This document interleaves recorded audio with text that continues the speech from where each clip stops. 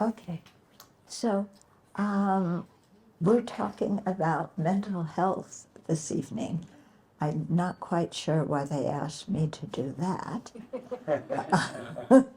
Yeah, but I'll do my best.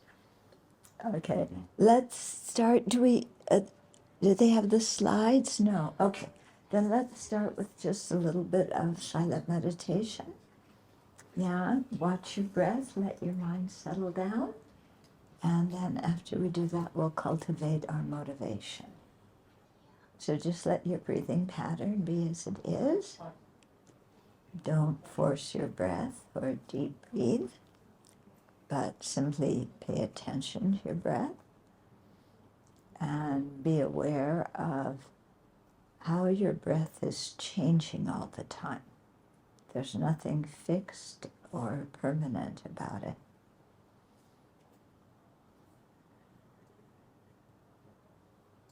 If you get distracted, just note the distraction. Don't get mad at yourself, but simply come back to your breath.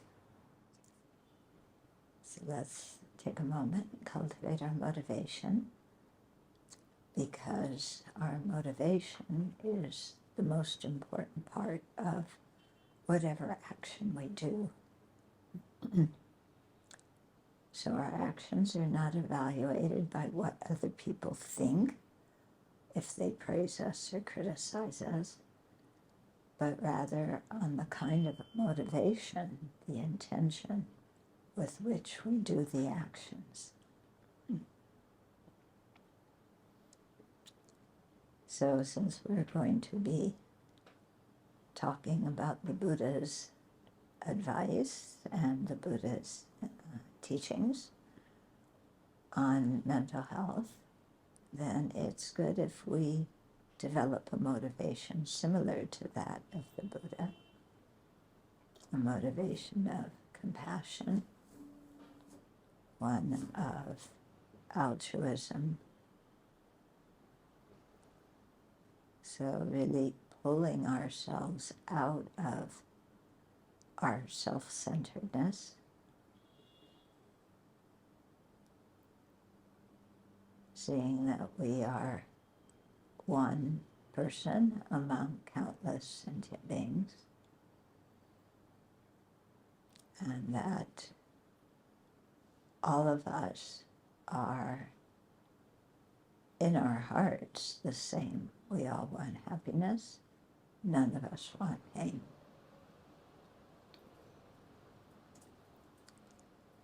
So there's no good reason why my happiness is more important than others.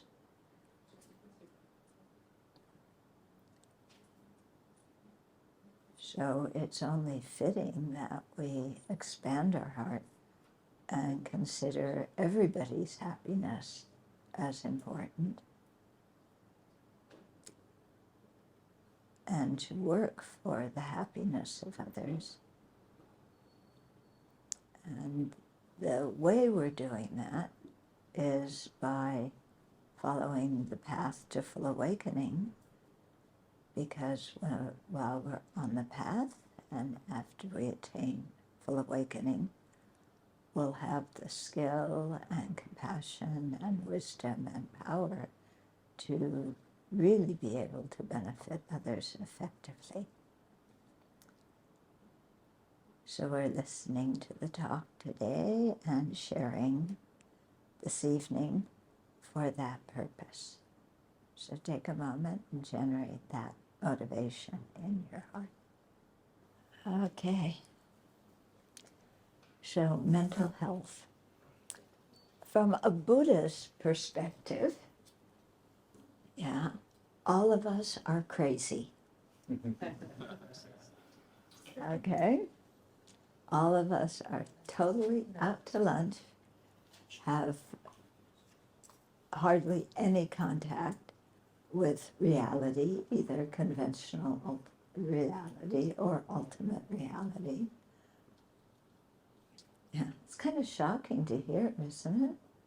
Yeah, because we think that we're kind of good people. We have it together. I mean, we have careers. We can do things. So we must be, mentally okay. Yeah, don't you feel that way about yourself? Yeah. These people who you don't like, then they have problems. But ourselves, we're okay. But from a Buddhist viewpoint, really, we're not okay. Yeah. Why? Because we, first of all, we misperceive how things exist. Yeah. We don't understand how things exist, and instead we see them in an incorrect way. And by seeing them in that incorrect way, then that generates more and more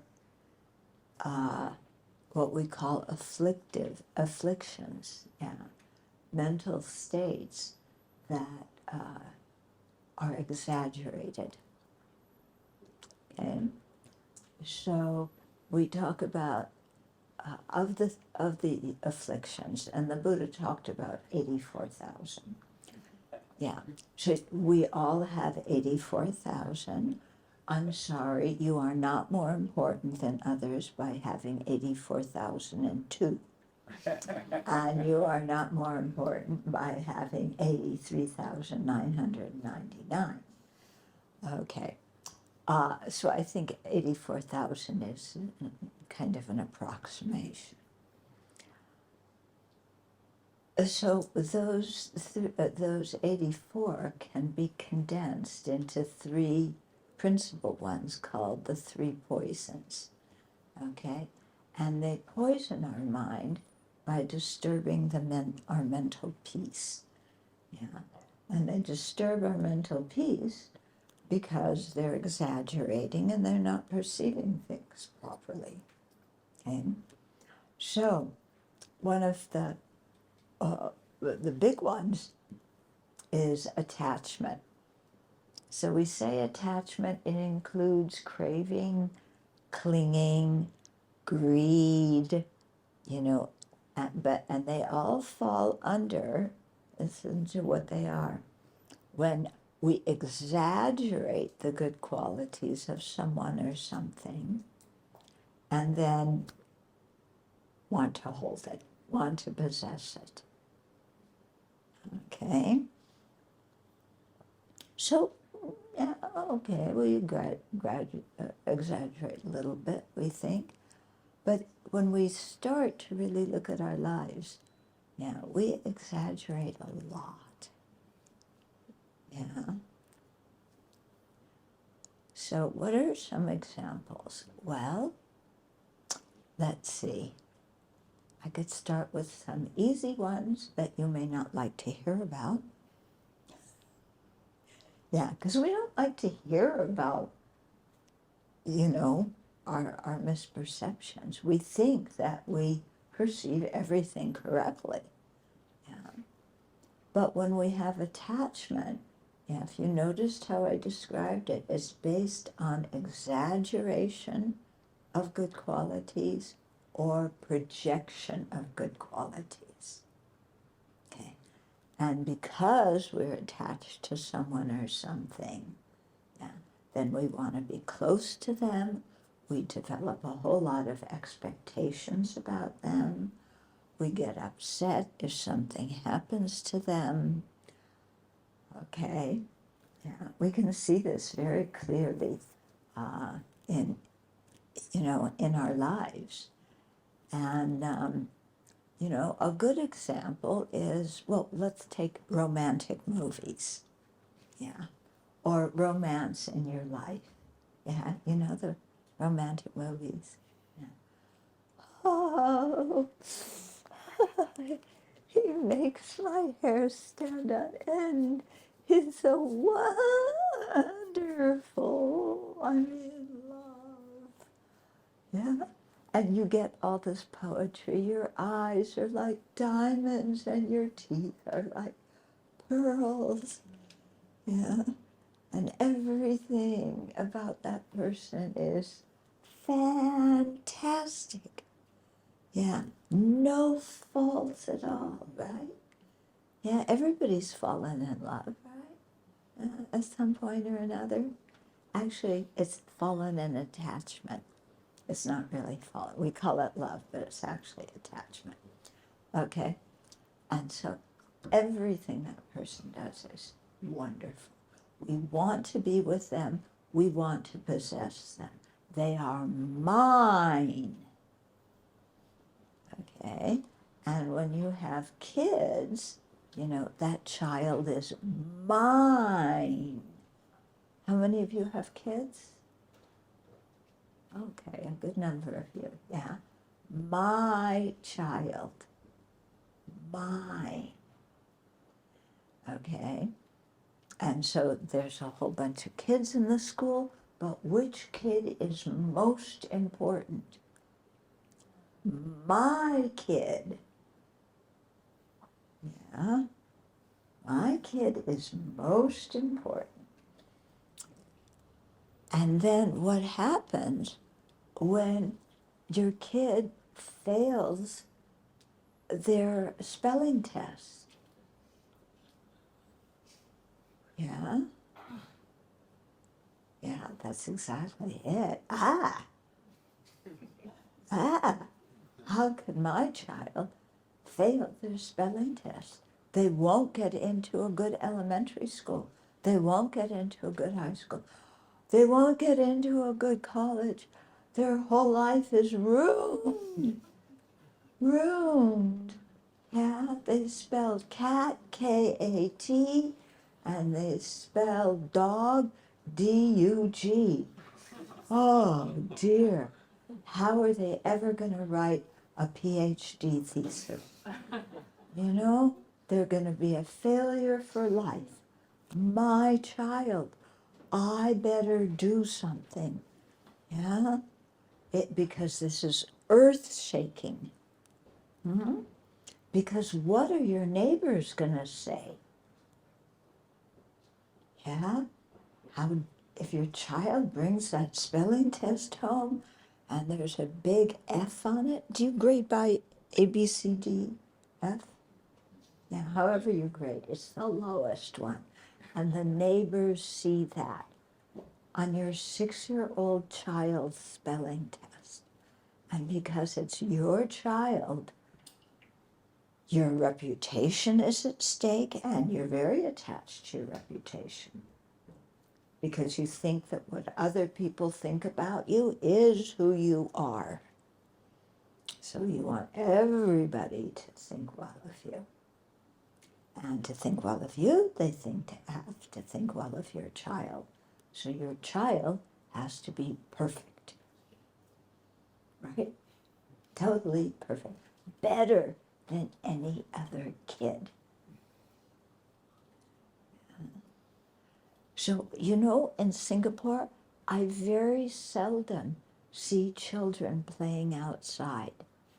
I see kids who are maybe 2 or 3 in the afternoon, they're outside. All the other children, what are they doing after school? They have tutoring. Yeah? So even they're an A student, yeah, you may have to make sure that they stay at the top.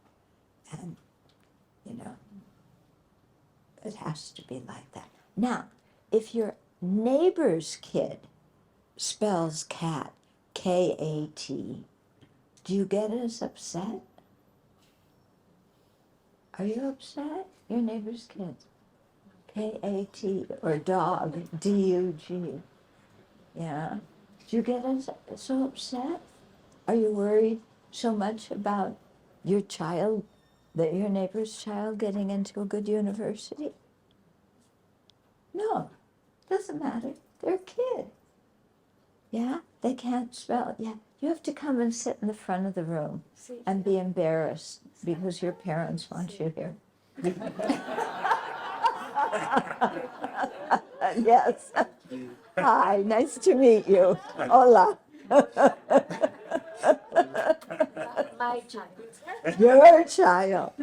how do you spell cat?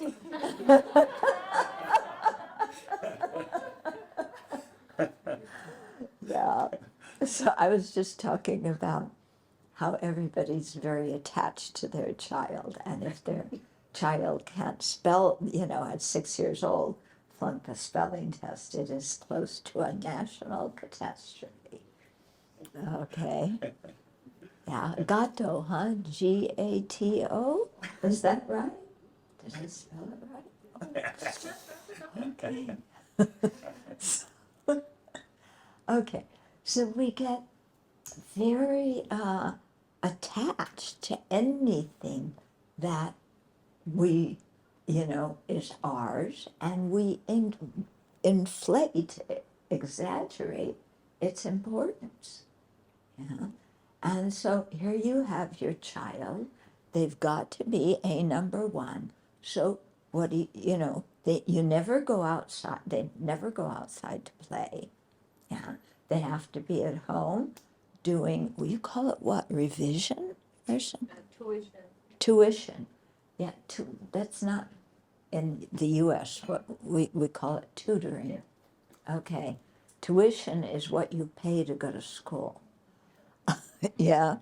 Anyway, yeah, so they have tuition, and you look over their shoulder all the time, and you quiz them, make sure that they know how to spell cat and dog, these very important words, even though there is spell check nowadays.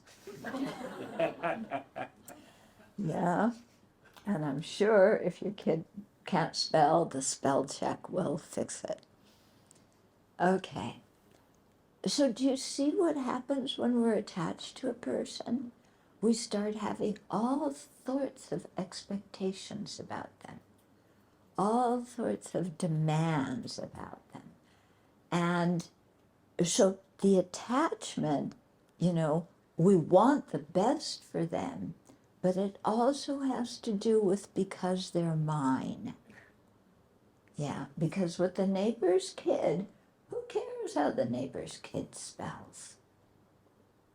Yeah, it doesn't matter. Okay?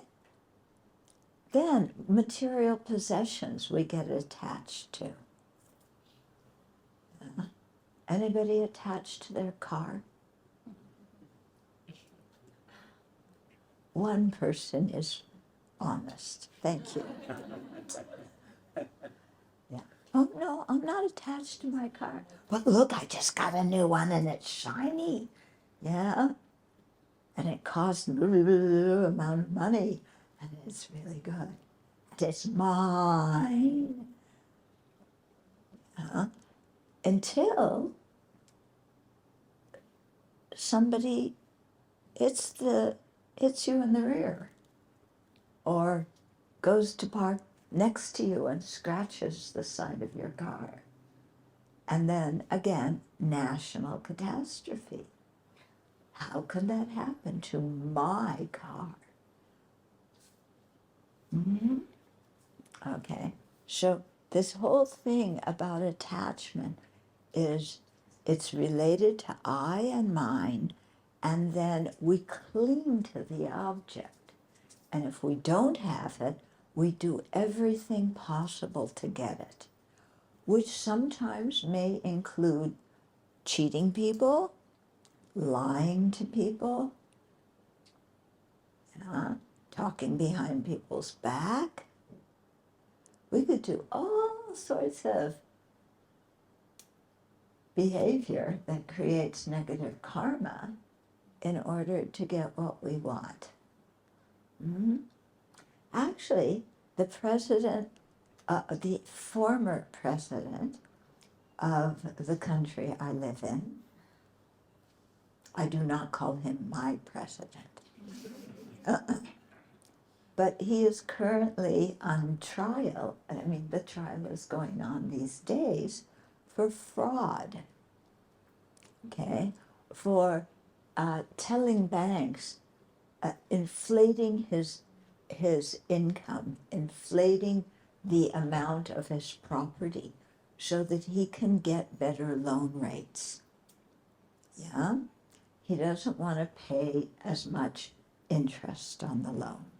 Yeah? So, lied, got a bunch of other people involved in it, yeah, including his kids. And, then the Attorney General in New York State, figured out what he was doing, and the judge has already decided that he's guilty of fraud, and is now, the present trial is going to determine how much of a penalty he has to pay. The prosecutor is asking for $250 million as a penalty for lying. Yeah? So you see what happens when we're attached? In his case, he's attached to money. He's attached to his reputation, because by lying and building up his business empire, by getting good loans and so on, then he's created the image that he's extremely rich and, worth billions of dollars. And literally, that's what he says. Yeah? And, and it's all a fake. And he's getting discovered now. And he's kind of freaking out, because his whole reputation of being a savvy businessman is going down the drain. Okay, so when we look at the faults of attachment, this is a very good example. Now, I don't think any of you are going to, lie about your business empire to get a good loan. But we lie about all sorts of other things, don't we, to get what we want. Yeah? And the thing with attachment is we are never satisfied with what we have. Never. Yeah. We always want more and better. More and better. Whatever I have, I want more of it, and I want better quality. Mm-hmm. Is that describing you? Hello, out there? Yes? Yeah. Okay. So it's quite interesting to watch our mind, especially on the streets here, the shopping streets, which are, most of Singapore, it seems like. Looking in the windows, what is there? This is what I want. Other people will see me having this and they'll think I'm really hot stuff. I'll have a lot of new friends. Okay, so a lot of attachment. Yeah. When I was in high school, secondary school, I had a friend who his whole life revolved around his craving for a Porsche. Okay, Porsche? So he wanted a Porsche so bad. If he could only get a Porsche, he would have infinite, undeclining happiness for the rest of his life. And so he pestered his parents to get him a Porsche. Of course, he's 16, 17, 18 years old.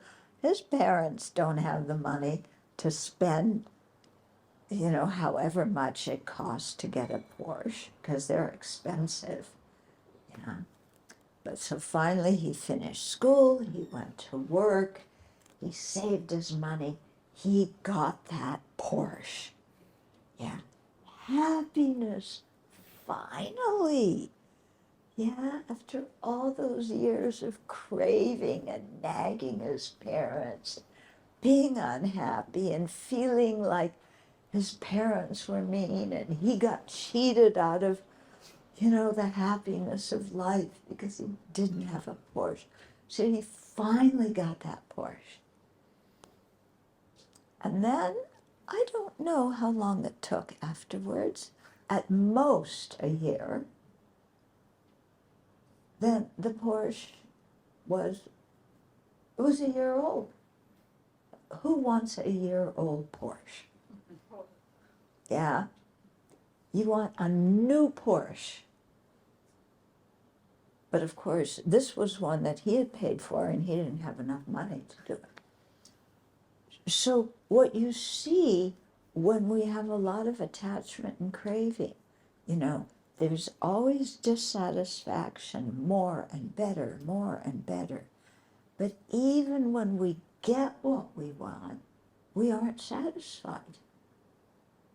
It goes out of style, it breaks, yeah, it gets lost. That wonderful person who you thought was the best thing in the world, yeah, the relationships break sometimes. And definitely some people die, you have to separate. So attachment, in the end, it looks good because when we get what we're attached to, we feel happy initially. But as time goes on, we just get tired of it. Yeah. And if it breaks or we have to separate from it, then we're miserable. Okay? So the point is here, you know, attachment is based on exaggeration. So where is our mental health when we approach objects of attachment? Because we're not seeing them accurately. Yeah. He thought that Porsche was going to bring everlasting happiness. To be honest, I cannot tell one kind of car from another. Really, you know? I can tell a red one from a blue one. Yeah, but I can't tell a Porsche from a BMW, from a Chevy, from whatever else it is. Yeah, the cars are not, they're boring for me, okay?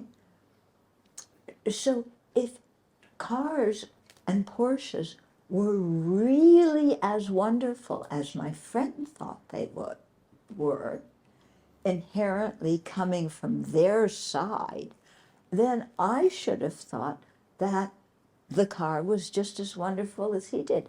And everybody should just crave for Porsches and go out and buy them. Okay? But not everybody sees that car as the best thing that's going to give them lasting happiness. So that already shows us that the way we're looking at it is not correct. Because if things had beauty from their own side, if they had value from their own side, objectively out there, we would all agree. Yeah, but we don't. Okay?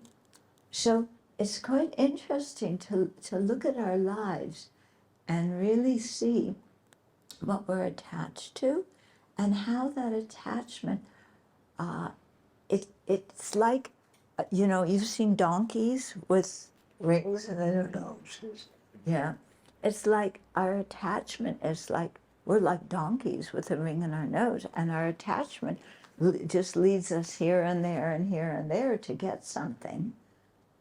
Yeah, but we're really like a donkey. Yeah, we don't understand what we're doing, and that the object is not this wonderful thing that we think it is. And so we often wind up disappointed and unhappy, okay? In the process, we spend craving more and better, yeah? The Buddha, in one of the sutras, gives the example of a leper, okay? I don't know if you've seen lepers in India. There's quite a number of them. And the disease is such that it eats away at your limbs, so your hands kind of dissolve in your feet, and it also makes you very itchy, yeah. So the Buddha gave the analogy of a leper who feels so much itchiness and just wants to scratch, but the scratch hurts because the skin is torn off. So what do they do to solve the itchiness? They put their limb close to fire, and in the process of doing that, part of their limb burns. Yeah. So in the process, because they're attached to feeling comfortable with their limbs, so in the process of getting rid of the itchiness, they're burning their limbs. Yeah. And so similar to us, when we are attached to something or we want something to be different than it is, we often do things that are self-sabotaging, self-defeating, that often cause us more pain. Yeah. Okay, so we're supposed to talk about mental health. You thought I was going to give diagnosis and use psychological terminology. Yeah. So, from a Buddhist viewpoint, to be mentally healthy and get rid of our greed and our stickiness and our wish to control whatever it is we're attached to, especially when we're attached to people. We want to control them. You're mine. Yeah. And we're going to go out for dinner tonight. And you've got to do this and you've got to do that. And, oh, you put on weight, lose weight. Yeah. Oh, your hair's turning gray. Diet blue. Singaporeans don't have blue hair. But a number of people have kind of off blondish hair. Yeah. You dye your hair. Yeah. Yeah, you should try blue or pink one day. Yeah, before he became a monk, that's what he had, a mohawk with blue hair. Yeah. Okay. Yeah, did that make you happy? Everlasting, you happy? But you thought it was going to make you happy.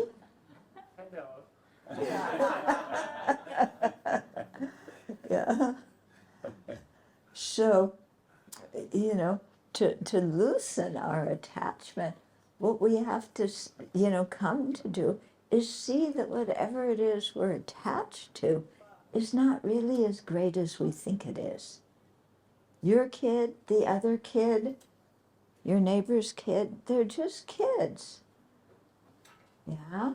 Why does your kid have to be the outstanding one? Why not the neighbor's kid? Yeah, what do you think?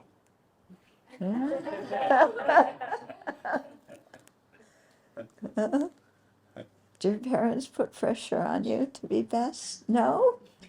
Oh boy, you're lucky. What do you think? Do you put pressure on him? Yes. I try not to. Okay, you try not to. That's good. You'll have a better relationship with him if you don't pressure him. Yeah? We don't. So, okay. So, yeah, the attachment really makes us crazy in many ways. Yeah. So if we see that, first of all, the way we're seeing the object of attachment is completely blown up and exaggerated. And then also if we see the defects of attachment, that we're always dissatisfied. And we're either dissatisfied or we're disappointed. Yeah? Or we grieve. Yeah? When the people we're attached to die, what happens? Yeah? We fall apart. Yeah? And you grieve. Yeah? It's like, oh, but I thought that person was always going to be in my life. But they're not. Yeah, my parents die. Yeah, how could they do that? They're supposed to always be here. How dare they die? You know, some people get mad at the people who die. That's kind of dumb, isn't it? It's like nobody dies on purpose because they want to hurt you. Yeah? But some people get mad when their parents die or their friends die. If we don't get mad, then we're just really upset because we had an image of what our life was going to be in the future, and it was going to have this person in it. But now the person's no longer alive. That person's not going to be in our life anymore. It's very interesting with grief. We're not grieving because of something in the past that we lost. We're grieving because we had an image of the future, and that image is not going to become reality. Isn't that interesting? We grieve for something that never was and never will be. Yeah? When you look at that, why do we grieve for something that never was and never will be? Mm-hmm. But that's what happens when someone dies. Yeah? Okay, so attachment, clinging, craving, all this. That's one of the three poisons. Yeah. The second of the three poisons, yeah, oh, this is a good one too. Anger. Yeah, some of you were at the last 2 days at where I talked about anger. Anybody here get angry? Oh, nobody, oh, a few people nodded. Yeah. Yeah, we get angry, don't we? We get angry because we don't get what we want. Okay? So the more we're attached to something, the more angry we get when we can't get it or when we lose it. Mm-hmm. Okay, so attachment and anger are very close friends.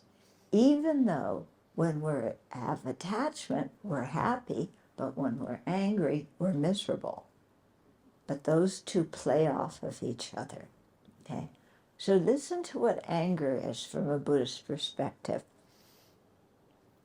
It's a mind, a consciousness, that exaggerates or projects bad qualities of someone or something, and then wants to strike and destroy it, or another way of quote, quote, destroying it is to get away from it. So fight or flight. Yeah. Now, usually, in society, we recognize that anger is negative. Yeah. Usually, not always. Yeah. Sometimes even therapists encourage their clients to be angry. Yeah. And certainly now, I mean, with what happened in Israel and Gaza, everybody's angry.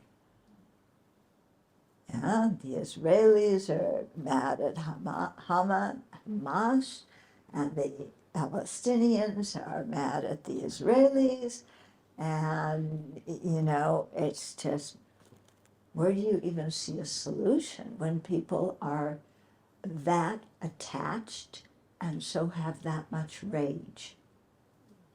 Okay. So you can see the whole, this thing, either the Russia-Ukraine thing or the Hamas-Israel thing. What are people attached to in both of those conflicts? What are, you know, both sides in the conflict attached to? Identity. Identity. Identity, yeah. And what else? The land. The land. Somebody said the land? Yeah. Yeah, it's the land. They're attached to that land. Yeah. You look down. What's that land? It's a bunch of dirt. Isn't it? It's a bunch of dirt. But this is my dirt. It is not your dirt. Yeah? And we're going to kill each other so that neither of us possess this dirt, because we'll both be dead, but we're going to kill each other because we want the dirt. Think about it. Is that sanity? That's insane, isn't it? You kill other people because you want dirt, and in the process of fighting with them, you get killed, and you kill others, and so you accumulate a ton of negative karma, and at the end you don't even have the dirt. Yeah. But the more people you kill in order to get that dirt, the bigger hero you are. That's insane, isn't it? Do you see why the Buddha said that ordinary sentient beings in samsara are crazy? I mean, when you look at what we do, it's absolutely, totally nonsensical and harmful to ourselves. And yet, we do it. Okay? So, they're fighting over the land. That's how it starts. Then what you said about identity comes in, because their honor is at stake. Okay? If you're fighting a war, you have to uphold the honor of your side and not let it look bad or get defeated. And so people will kill each other over their reputation and their honor. So they don't even have the pleasure of getting some dirt if they win the war. Yeah, because what's reputation? What is honor? They talk about this famous fight between, what was it, the McDonald's and the, what is anybody know? The Hatfields? It's some Irish thing, you know? Two clans, basically, you know, fighting each other over honor. Or, you know, Romeo and Juliet. You read Shakespeare, you know, they're Romeo's family and Juliet's family. They all have to look good. They can't lose their honor. Yeah, so they fight.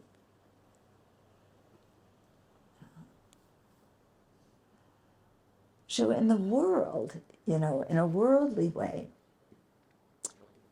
sometimes we say anger's bad. Definitely other people's anger is very bad, right? Especially when they're mad at me, they're exaggerating, they're projecting, their anger is harmful, it's inaccurate. How dare they be mad? You know, they're not seeing things correctly. Yeah? Because they're mad at me. How dare somebody get mad at me? How dare somebody see my faults and mistakes? I don't have any. So they're just projecting them. Yeah? So I get really mad. You're my reputation, my honor. What are people going to think about you? Because when you're mad at me, you're going to go tell all of your friends and get them on your side against me. So then I've lost my reputation not only with you, but with all your friends. So I'm going to retaliate, and I'm going to tell all my friends how bad you are and about what you did to me, so that you will ruin, your reputation will also be ruined. Yeah? Do you do that? Yeah? When somebody doesn't treat you right or is mad at you or talks about your faults. Yeah, especially at work. Yeah, you see a group of people together and they're all talking very softly. And you think, they're talking about me. I know it. There's that person, I know he's mad at me, and he's telling everybody else in the workplace about how terrible I am. Oh, I can't endure that. I'm going to go punch him in the face. I don't think I've ever punched anybody, even my brother. Yeah. But you know, we get angry and then we do things like that. And as a group, we get angry. Yeah. So we have a war.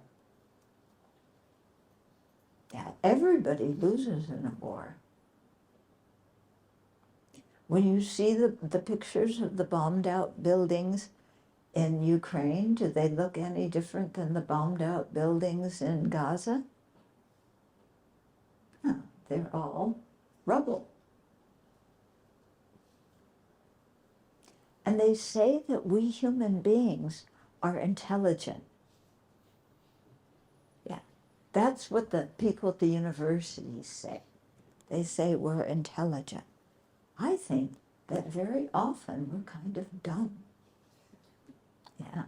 The Buddha says we have human intelligence too. He praises human intelligence because with human intelligence, we can reflect on our actions. We can reflect on our beliefs. We can, if we look closely, see the faults of attachment, see the faults of anger. So if we use our human intelligence properly, we can develop that to Buddhahood. But if we don't use it properly, we use it just to kill other people and create the cause for ourselves to have lower rebirths. Mm-hmm. Okay. So what do we do with anger? Well, there's 2 talks from the last 2 nights. You can listen to those tapes. Yeah, His Holiness Dalai Lama wrote a book called Healing Anger. I wrote one called Working with Anger. But basically, you have to really see how anger makes you unhappy. Yeah, nobody's happy when they're angry. Let me check. Is anybody here happy when you're angry? No, if you were happy, you wouldn't be angry. So you're angry, and then you do things to take revenge, which creates the karma to have more suffering. Okay, so it doesn't make any logical sense to be angry, and yet we get really mad. Mm-hmm. So, this is something to think about and to learn the antidotes to anger. So just like with attachment, yeah, one of the antidotes is to see its false, and then second, to see how it involves exaggeration of someone or something's good qualities. Yeah. And then with anger, to see its faults, and to see how it's based on exaggerating someone or something's bad qualities or projecting bad qualities that aren't there. Yeah. And so in this way we can, when we start to see the fault of some mental state, that motivates us to learn the antidotes so that we can subdue it and then therefore avoid the pain that comes with it. Okay, so attachment, anger. And anger, by the way, includes hatred, grudge holding, revenge, what else? Irritation, frustration. Lots of things fall under that category of anger. Then the third one is confusion. Oh, I have the hiccups. Oh no, what are you going to think of me? My reputation is at stake. Yeah, that's the only thing you're going to remember out of the whole talk. And when you go home and somebody asks you, what did she talk about? You're going to say, all she did was hiccup.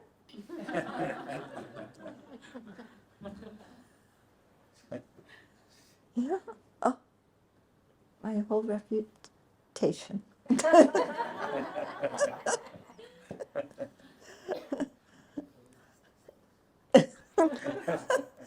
You want me to teach you the remedy for hiccups? Yeah? You drink from the opposite side of the cup. So it involves spilling water all over yourself on the floor, but it always works. Yeah, so am I going to make a fool out of myself and do that, or am I going to keep hiccuping? I don't know. Okay. I better do something here.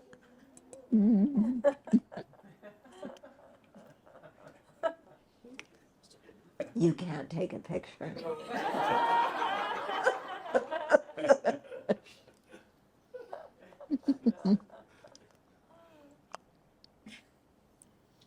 Okay, let's see if that was enough.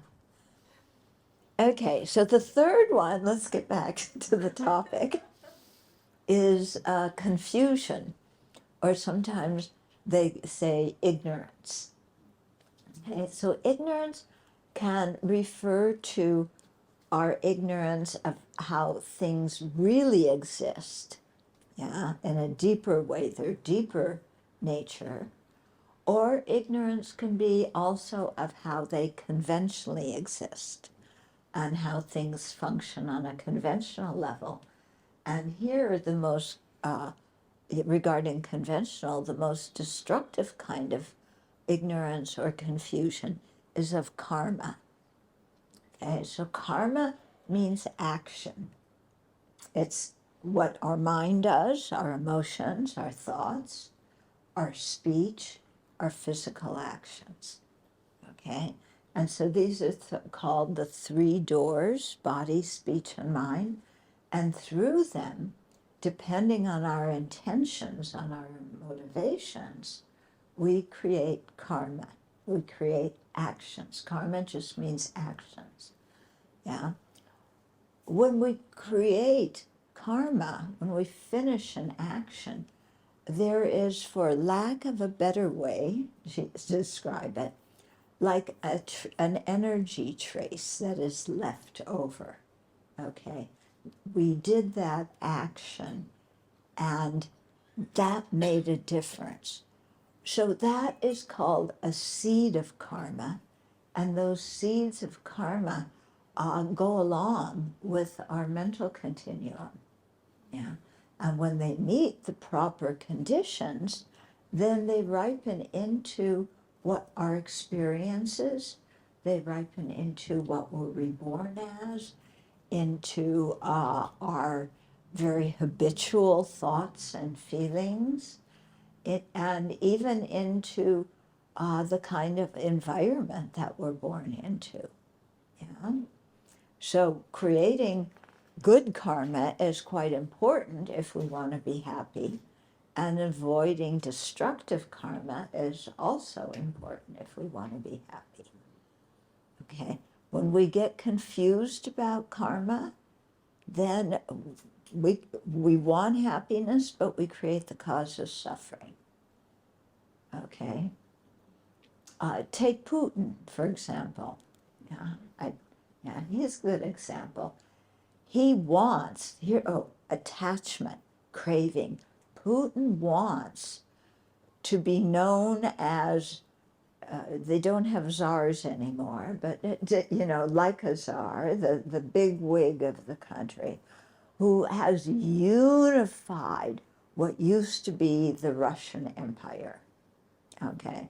Because Russia used to, in the past, really extend from the edge of the Pacific Ocean all the way to Europe, all the way down to the Black Sea. It was huge. And then, of course, it lost some wars early on, so it lost some territory then. And then after World War II, lost things. And then after the Soviet Union fell apart, then what used to be considered kind of a greater Russia, even though it was known as the Soviet Union, they all split into different countries. So Putin wants everybody to come together so that he can be the great star of uniting the Russian Empire. Yeah? So this is, one of the things that the war with Ukraine is about. Yeah? He says Ukraine is Russian territory. It's our land. It's not your land. Yeah? Pick up a handful of dirt. This is our dirt. It's not your dirt. Yeah? And then going into Ukraine and, biting off pieces of it so that Russia actually occupies about 20% of Ukraine right now. And it really would like to occupy and claim as its own all of Ukraine. Yeah. So Putin's, this shows, attachment to reputation, attachment to honor. How is he going to get that? To be known as the one heroic Russian leader that is unifying the empire of old. Okay? So what is he doing? He starts a war. Yeah? And when you're the leader of an army or like that, whenever there's any group that forms for a particular purpose, then when one person in that group performs that purpose, everybody in the group gets some karma from it. Yeah? So armies are formed to kill people. So Putin is sitting comfortably in the Kremlin, but he's getting the karma of all of the people who are killed by the Russian army. Okay? Even though he's comfortable, he's known as the president. Yeah. He wants to be happy. He doesn't want to suffer. But he's creating horrible karma. Yeah? That will ripen in suffering in the future. So when we talk about the defect of confusion, this is a very good a good example of the disadvantages of confusion. You know, you don't understand karma. You don't understand what is the cause of happiness, what is the cause of suffering.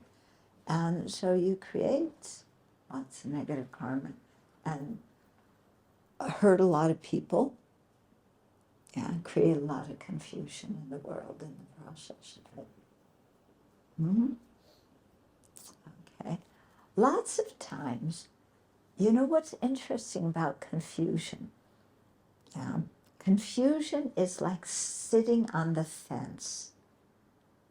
Yeah. You're sitting on a fence. You can either jump this way or you can jump that way.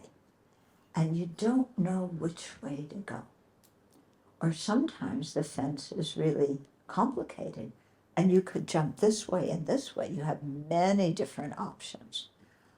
And which one is going to bring me the greatest happiness? That's the criteria we use very often for making decisions. What decision will bring me the most happiness? Yeah? Not what decision is good for the world, or even what decision is good for my family. It's what decision will make me the happiest. Okay? But confusion means we can't decide which one. So one day we want this one, the next day we want that one, then we want this one, then we want that one. Yeah, we start to make the decision and start to do this, and then we change our mind and we go back again and stand on the fence. Then we think, maybe this one. What we really want to do is we want to try all the decisions first and then go back to not having made a decision and then pick the one, because now we've tried all the different decisions. Now do the one that we think will bring us the most happiness. Can you do that in your life? No. But that's what we want to do. Let's try this and try that and try the other thing. Yeah. I call it the 31 flavors kind of confusion. In my country, there is a chain of ice cream stores called 31 Flavors. Yeah, is that in Mexico also? You don't have it? No. Oh, you have Kentucky Fried Chicken and Starbucks, but you don't have 31 flavors. Oh, what a pity. They make really good ice cream. So when you go into the ice cream store, you know, they say they have 31 flavors. Actually, they have more. So you go in, and which kind of ice cream are you going to get? Oh my goodness. Yeah, and they all look so good. You know, there's plain chocolate, Belgian chocolate, mint ice cream with chocolate, chocolate with cookies in it, you know, chocolate with fruit in it. You can tell I like chocolate ice cream. You know, or you know, maybe you want strawberry. Yeah, I don't think it tastes as good, but some people like it. You know, or their new fancy flavor. I don't know what it's even called, but you know. So which kind of ice cream am I going to get? So you're so confused. You sit there in the ice cream store in front of all the counters, looking at it all, and you can't decide. But 31 flavors will give you little samples of each one. So you know what you do? You try a sample of this one and a sample of this one. And you actually want to have a sample of every single ice cream in the store. So then you can go back and decide which one you want an ice cream cone with. Same thing, try all the options, then go back as if you hadn't made a choice, and then pick the one that you really want. Now, first of all, there's some problems with that. The person who works at 31 Flavors doesn't want to spend an hour scooping out little bits of samples of every ice cream for you. Yeah, I mean, they're happy. If you're a customer, they'll give you 3 maybe, but not all 31 or 41, however many flavors they have. And anyway, after you try each one, then you're full. You don't want to eat anymore. No? But think about the effect of confusion on your life. Yeah? And how much time we spend imagining, if I do this, imagine what it's going to be like and how happy I'm going to be. And if I do that, imagine how happy I'm going to be. And then pick which one. And you can spend ages daydreaming about these things, being totally confused.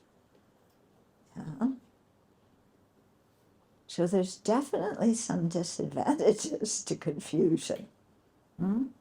People often ask me, what criteria do I use to make decisions? Okay, so I use 2 main criteria. First one is which choice will enable me to live an ethical life in the best way. My first choice depends on, on my ethical conduct, because that's something important to me. Yeah. So which option will enable me to create good karma, to create good seeds for happiness in the future, to create the cause for nirvana, for full awakening? And then the second criteria I use is which option will enable me to develop my compassion and be of service to others. Yeah, because those are also important to me. I want to choose to put myself in an environment where I can live ethically or morally, and where I can increase my compassion and be of service to others. Yeah. So those are the 2 things I use to make decisions, not where am I going to be happier. Yeah. I might consider which choice will give me better ice cream. No, I'm joking. Okay, but yeah. So really think about, what are your criteria? Yeah. How do you make decisions? What do you evaluate? Okay. So there's no clock here. Oh, okay. So we still have some time.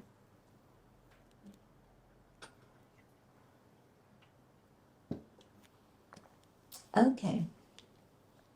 So, how do we keep mentally healthy from a Buddhist perspective?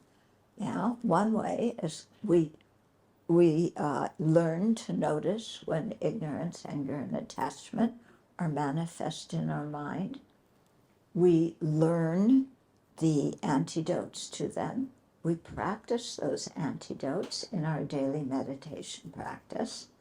And then, in an actual situation, when we notice one of those afflictions arising, we remember the antidote that we've been practicing, and we change the way we're thinking so that the object appears differently to us. So the object we were really attached to before, we begin to see its faults. We can still like it, but we're not over the head crazy about, I've got to have this. With anger, what do? we think we generate love or compassion for the other person, that we're angry at. Because if somebody harms us, why do they do it? It's because they're unhappy. Yeah. Nobody harms somebody else because they're happy, deliberately. You don't wake up in the morning and say, it's a beautiful day and the sun is shining and I feel so good. I think I'm going to go out and insult somebody. Yeah. When you're happy, you don't think about insulting somebody or taking revenge on somebody. Yeah. So, we learn how to subdue our anger also. Yeah, because the person who harms us is just trying to be happy, but they don't know how to be. Yeah. So they're actually an object of compassion. Shouldn't we be compassionate towards people who want to be happy but create the cause of suffering? Yeah. So if you see them in that way, then your anger goes down and it's like, oh, this person really, look at that. It's kind of tragic. They want to be happy, but they're creating the cause of suffering. Yeah. And that's exactly what Putin is doing and what Dear Donnie is doing. That's my nickname for him. Yeah. Dear Donnie. And, they want to be happy, but they don't know how to do it. Okay, so those are some ways to become more mentally healthy. Yeah, understanding karma is a good way to become more mentally healthy. You learn to discriminate what is virtuous and what is non-virtuous. And you also learn how to look at your mind and figure out what your real intention is. Because lots of times we think we know why we're doing something, but we aren't really clear about it. And sometimes it actually takes us years to figure out why we did something.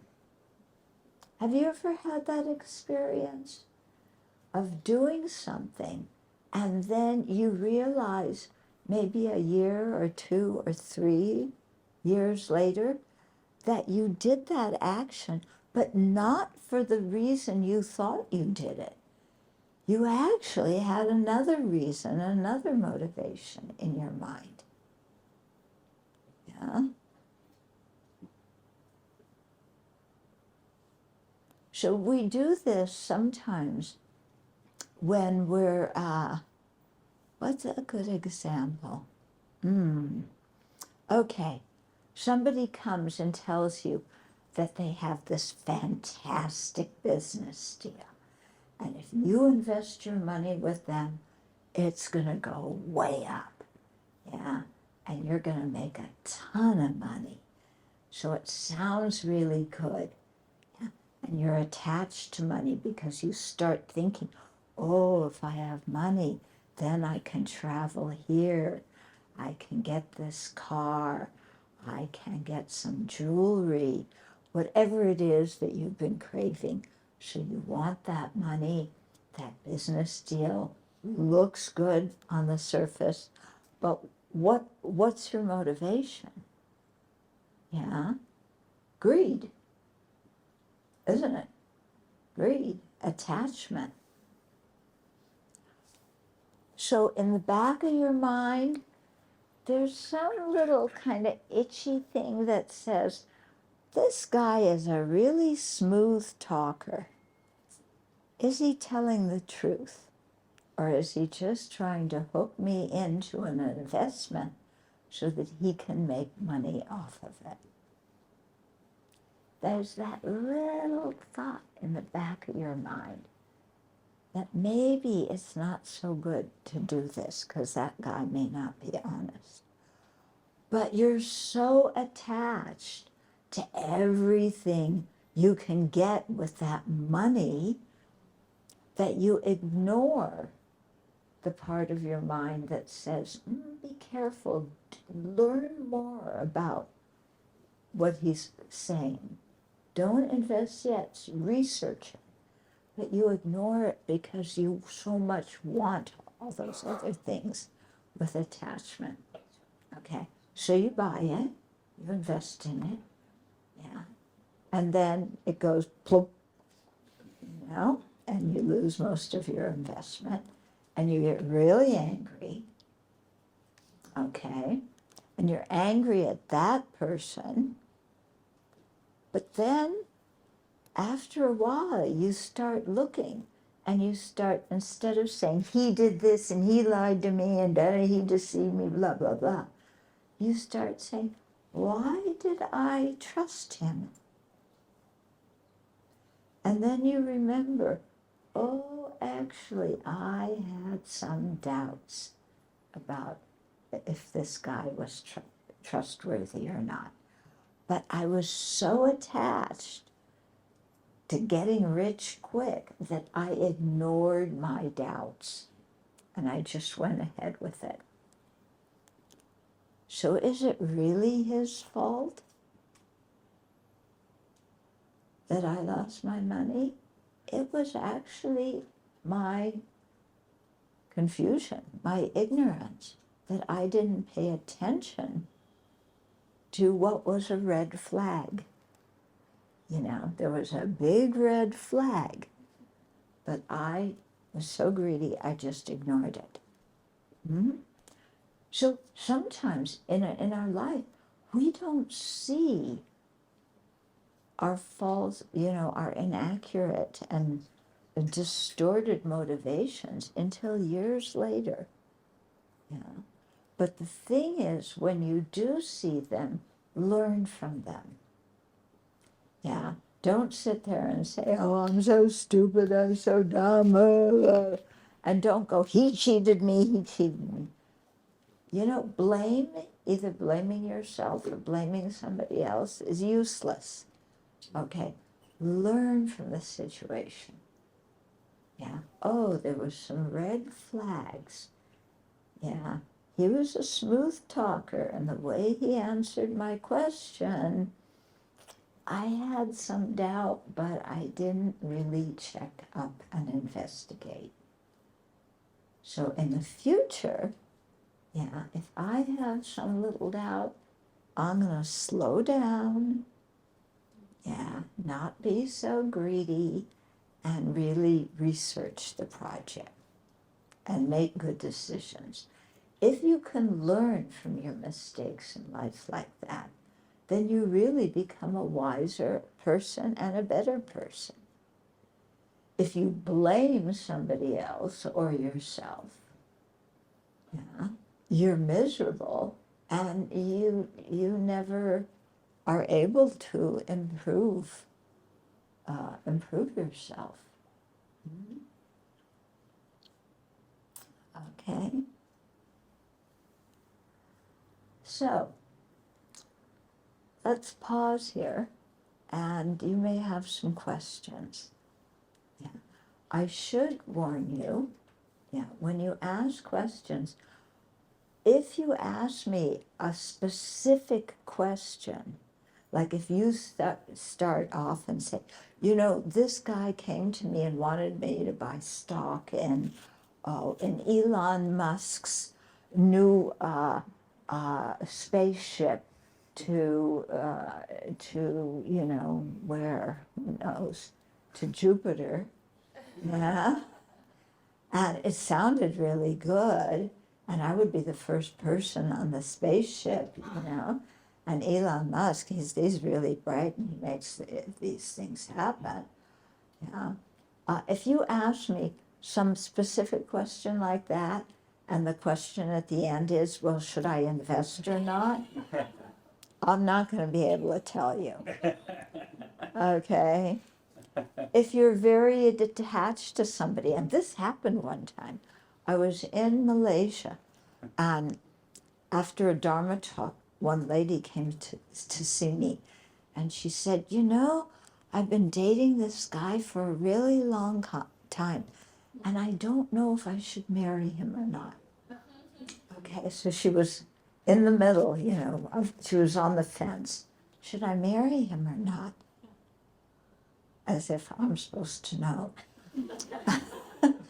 And then she goes on and she says, there was another Lama here a few months ago, and I asked him, and he said, yes, I should marry that guy. And then another Lama came, and I asked him, and he said, no, don't marry him. So what do you think? Should I marry him or not? How am I supposed to know that? Yeah? So please don't ask me personal questions like that, because I don't know you and I don't know the situation, and I am not going to be responsible for your bad marriage. Okay? Yeah, you have to check it out yourself. Okay, so questions and maybe answers. Yeah. How do you develop empathy towards self? How do you develop empathy towards yourself? If you're too critical about everything you do? Yeah, okay. So some of us, and this is another way in which we are not mentally healthy, is we are so critical of ourselves, horrible to ourselves. I'm so stupid, I'm so dumb, why did I do that? Oh, I can't do anything right. Nobody loves me. Oh, I'm a total failure from first grade because of KAT. I've just been a failure my whole life. And we go on, and it's basically a bunch of lies. Yeah? When you are sitting there criticizing yourself mercilessly, look at what you're saying. I can't do anything right. Is that true? You can't do anything right?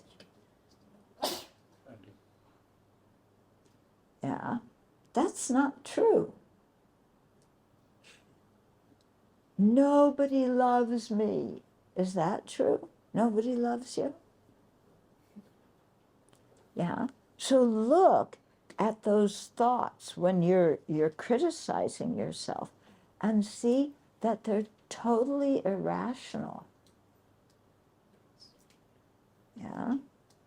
Okay. You've got to see that your own mind is tricking you and lying to you. You're not a catastrophe. Okay? Another remedy to low self-esteem. This has a little story with it.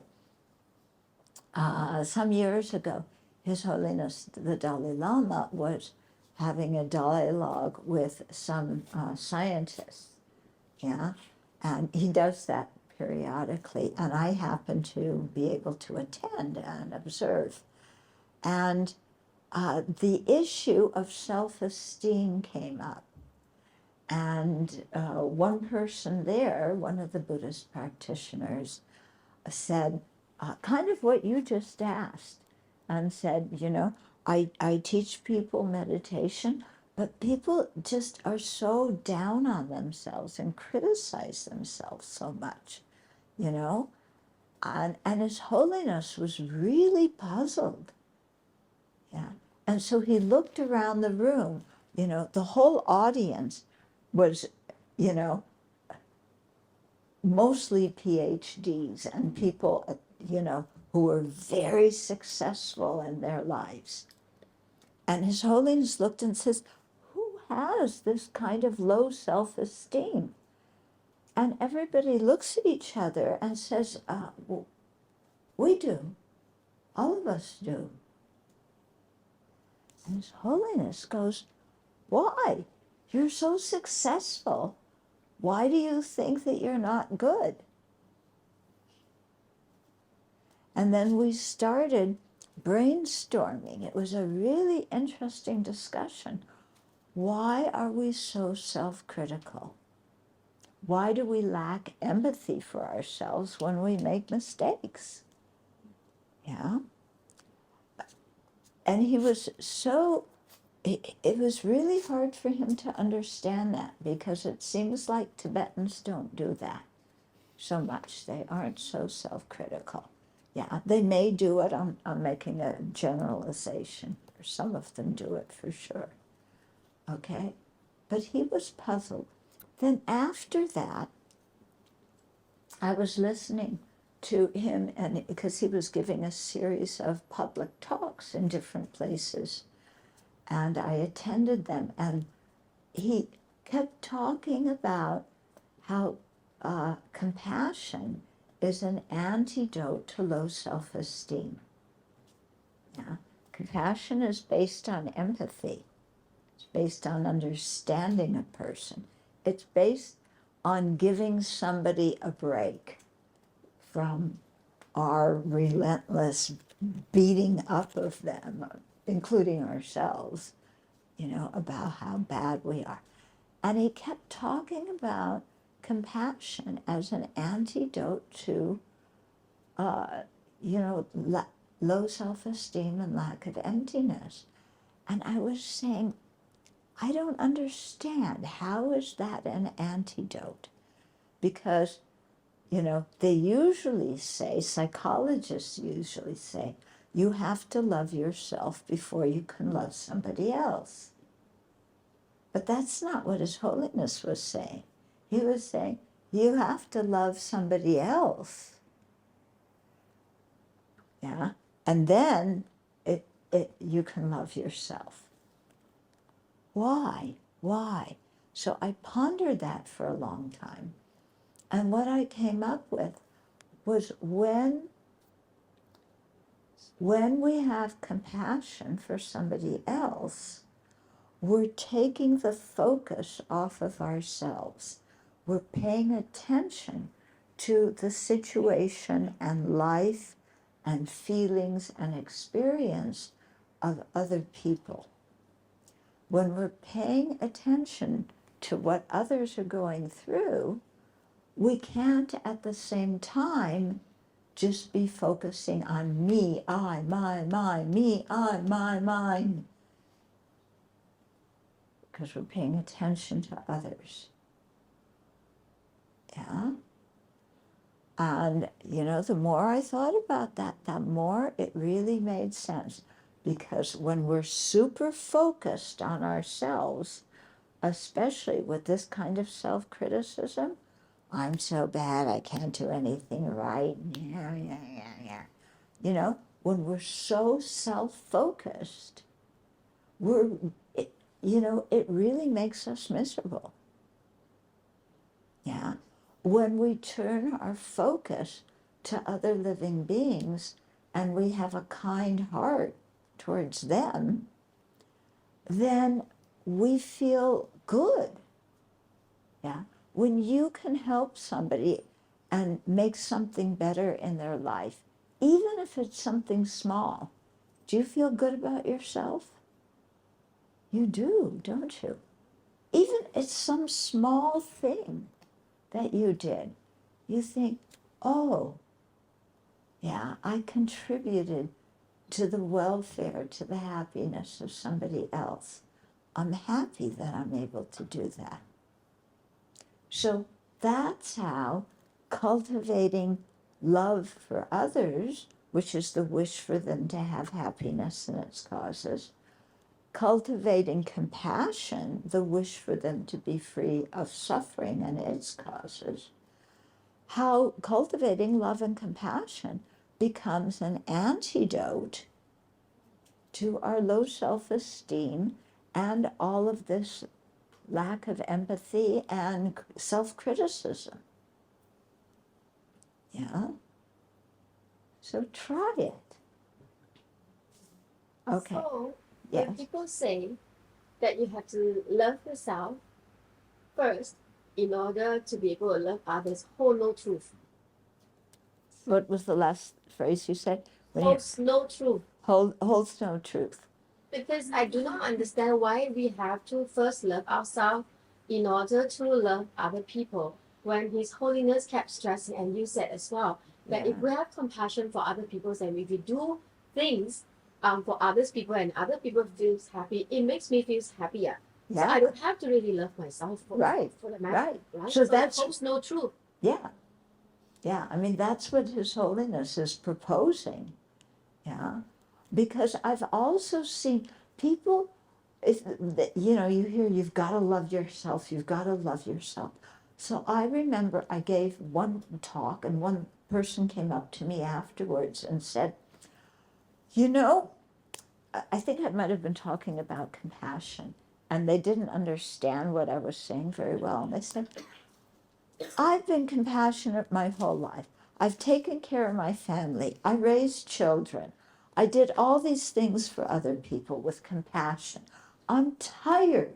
I want to take care of myself now. And so now I go out to the shopping centers and I buy myself a present.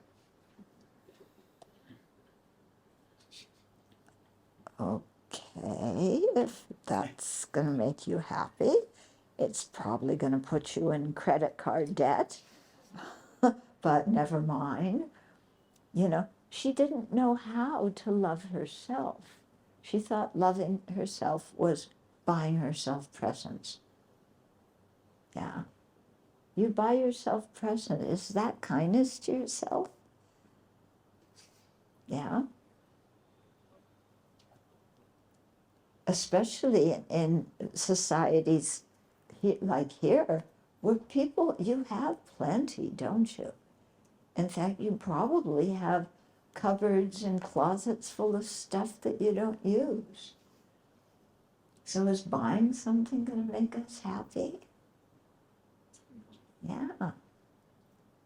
And I remember seeing a documentary about kids that they were teenagers and they had broken a law. So they had been taken to the youth authorities. It's called juvie, for juvenile hall. Okay. And somebody was very clever how they helped these kids. They took the kids, they were mostly teenagers, and took them to a home. It was, I think, for the elderly, yeah, or people, it was in a nursing home. So some of the people were elderly, some of them had different injuries or illnesses, things like that. And so these kids who had gotten in trouble with the law, their job was to take the patients at this facility outdoors. So they would put them in a wheelchair or get their crutches or whatever, and then take them outdoors. So here are these kids who, you know, got arrested for who knows what they did, yeah. And they're pushing around all these elderly people and all these infirm people. And it had an incredible effect on these kids, yeah, because kids who get in trouble with the law often have low self-esteem, yeah. So, I mean, why do you act with bravado? You know, oh, look at me, I'm so great, I can do this and this and this, and, you know, I could steal somebody's car, and they don't, you know. Why do people act with bravado? It's because they don't really believe in themselves. Okay, so here were those kids who used to act like that, were out of control. They calmed down. They began to develop some self-esteem from wheeling these people around outdoors, you know, and helping them into their wheelchairs, taking them out, chatting with them. Yeah. It was amazing to see. And that, I mean, that's total proof of what His Holiness was talking about. Yeah. So Volunteering is something really good. Or even you don't volunteer, you may work at a job that, well, all of us put it this way, all jobs are for the benefit of others. Yeah? All jobs are the benefit. Even you're working in a nature reserve, it's to benefit all the animals and the insects there. Yeah. So we're all of our jobs have to do with benefiting others. So instead of going to work in the morning, getting up and like, oh, I got to go to work this morning. Why am I going to work? Well, yeah, money. It'll get me money. And then with money, I can do something that I like. Oh, but I really, I got to go to work. Okay. Instead, if you go to work with that kind of attitude, are you going to be happy at your job? No. Okay. If you wake up in the morning and say, I'm going to my job, and my job, let's say you work in a factory, I'm producing something that's going to benefit some other people. Okay, this is not the case if you're making weapons. Okay? Yeah, or poisons or things like that will harm others. But those occupations you don't want to get involved in. Okay, but other occupations, I'm going to my job and we're manufacturing something that is going to enrich somebody else's life. Yeah, or you're at a service job, and you're working at a store or a hotel or whatever, and you serve other people, and I can make other people's life better. It's small things, and you may not be written up in the newspaper for being a hero, but you've influenced somebody else's life in a good way. Yeah, and you can feel good about yourself, even at your job. Yeah. I've often tell Singaporeans, because I've learned that when I talk about anger, who is the focus? Who do Singaporeans dislike the most? Boss. Your boss. Exactly. Yeah? I hate my boss. They're so unfair. I deserve the promotion, but somebody else got it. Can't stand my boss. Yeah? Try having an attitude that you know that your boss just gets criticized all the time by all the other employees. Try being nice to your boss. Yeah? I think, there should be a Singaporean holiday called Be Nice to Your Boss Day. Yeah. How many of you are bosses in your work? 2 people. Okay. I bet some of the others of you are bosses, but you're not admitting it. Because everybody hates bosses.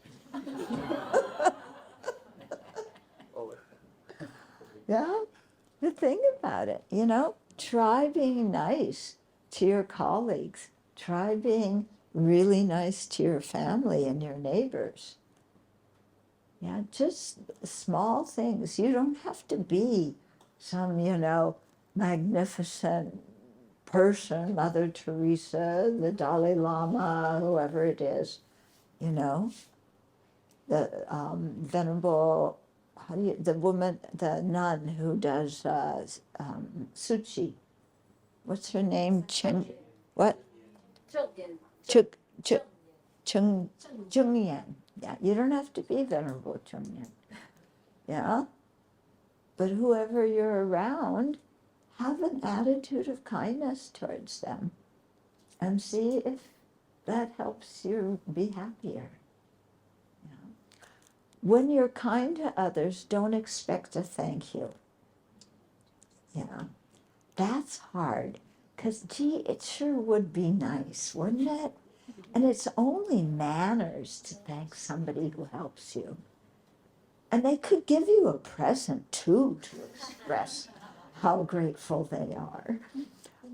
When His Holiness talks about this, he says the pleasure is in the act of giving. Yeah, don't expect a thank you or a gift or to be written up in the newspaper or anything like that. The pleasure is in the giving. And it's a way to be happy. Okay, then we'll dedicate the merit. Yeah. So here's another way to be happy. Let's rejoice at the merit we created. Yeah. By thinking about something useful. Yeah. Especially about compassion, training the mind, being kind. Yeah. So let's rejoice at the good energy we created, at the merit we created, at the goodness we created. And we did that as individuals. And we also did it as groups, as a group. Because remember, I said at the beginning, if you join a group for a particular purpose, if somebody in that group does that purpose, you get part of the karma. Why do Buddhist centers exist? To help people create merit, to help them learn the Dharma. This is what we did. We can rejoice in the merit of everybody here today. Yeah. So look around at each other and go, whoa, good going. Yeah, I rejoice. Yeah, I rejoice at what I did. I rejoice at what everybody did. And then we're going to send that merit out into the universe. You can think of it like as light beams, light rays coming from your heart chakra, going out into the universe, touching sentient beings. And so the good results that come from your virtuous actions, you're sharing those with other living beings.